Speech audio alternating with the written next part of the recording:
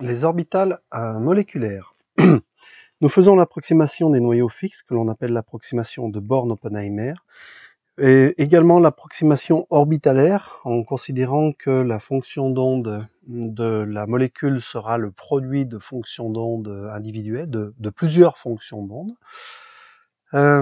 L'orbitale atomique correspond à un atome, alors qu'une orbitale moléculaire sera polycentrique, elle correspond à plusieurs atomes.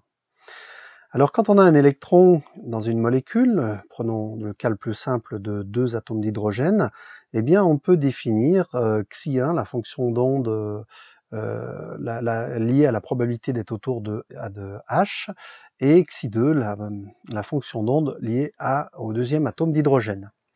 En fait, ce sont des cas limites. L'électron n'est jamais soit qu'autour de l'un ou qu'autour de l'autre, il est un petit peu entre les deux. Et donc, les cas intermédiaires seront simplement des combinaisons linéaires de xi1 et de xi2.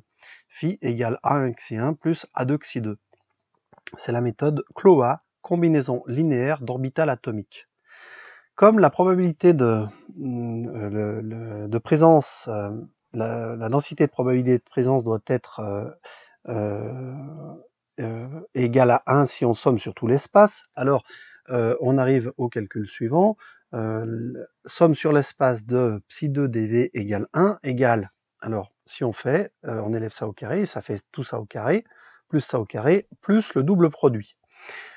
Concernant xi1 dv, xi1 étant la probabilité de présence d'être autour de 1, eh bien élevé à tout l'espace, ça fait 1. Pareil pour ici.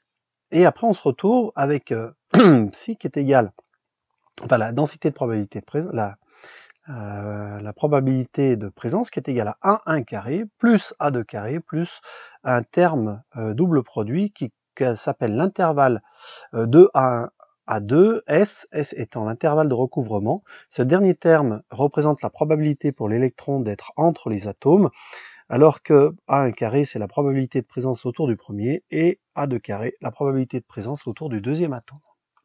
Si on prend deux atomes identiques, alors on est dans le cas de figure où on a A1 carré qui est égal à A2 carré, ce qui signifie mathématiquement que A1 est égal à plus ou moins A2. Alors, en fait, on va avoir deux fonctions psi possibles. Si on prend ici A1 égale à 2, en fait, on va pouvoir écrire A phi plus, donc avec une valeur positive, xi1 plus xi2, et phi moins avec une valeur négative, xi1 moins xi2.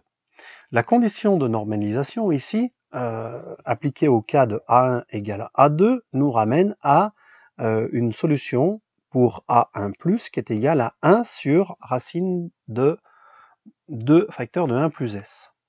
Ce qui nous amène finalement à dire que psi2, psi plus est égal à 1 sur racine de 2 xi1 plus xi2,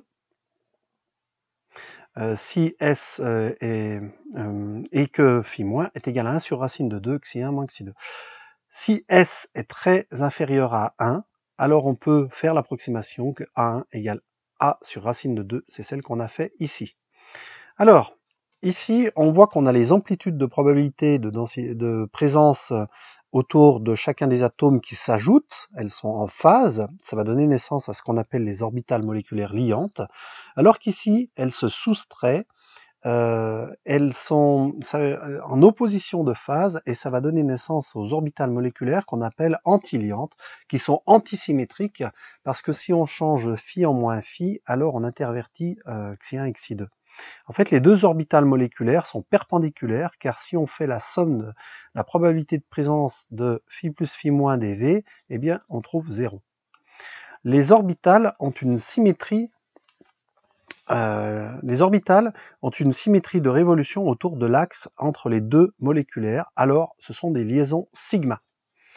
On verra tout à l'heure le cas inverse.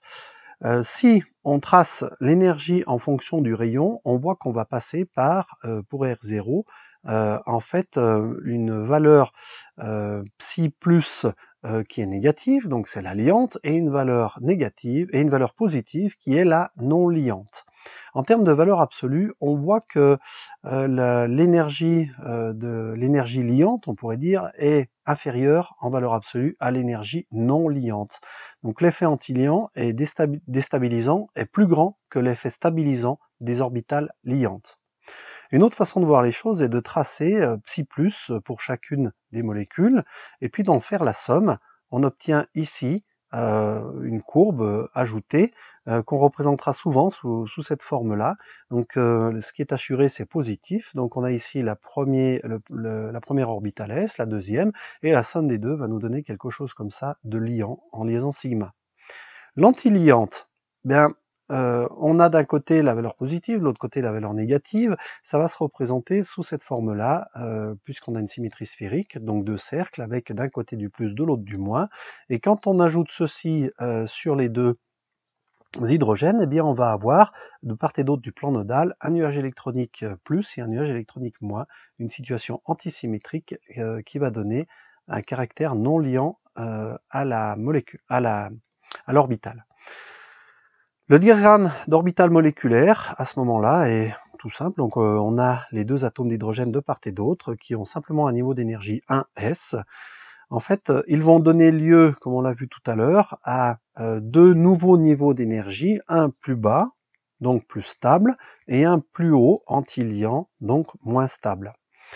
Les électrons, de par la règle de Hund, vont se mettre naturellement dans l'état le plus stable, et donc on va avoir la molécule H2 qui est caractérisée par une occupation électronique du type sigma S de 2 électrons sur l'orbitale liante sigma S.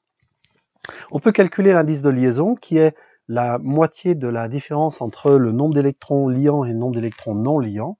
Ici on voit qu'on a 2 électrons liants, moins 0 électrons non liants, divisé par 2, ce qui nous donne 1. On a bien une liaison entre deux atomes d'hydrogène.